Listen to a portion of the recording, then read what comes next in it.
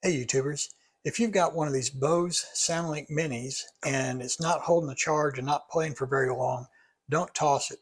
Replacement batteries are very inexpensive and simple to replace. Now BOSE no longer makes replacement batteries for this, but they do have instructions on how to replace the battery on the website.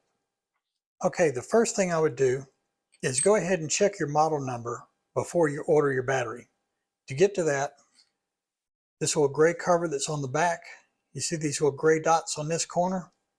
You can peel it up there, and that peels back, and here's your battery. Now get your model number right here. The model number on mine is 061384. Now it just so happens that the replacement battery I ordered came with instructions,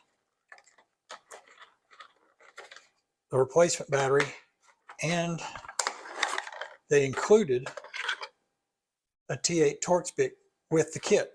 So if you order the same one, there's a good chance you'll get the tool with it.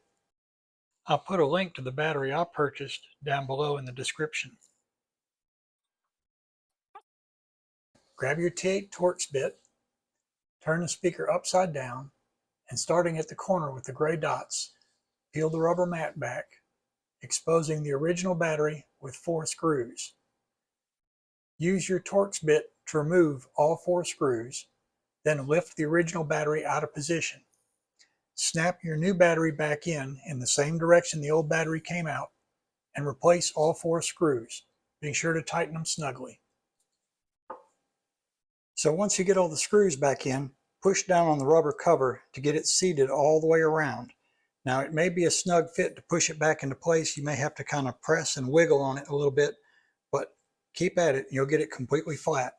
Now it's ready to put back on the charging base or to charge it through the charging jack. The manufacturer of the battery recommends charging the battery all the way to 100% before the first time you use it.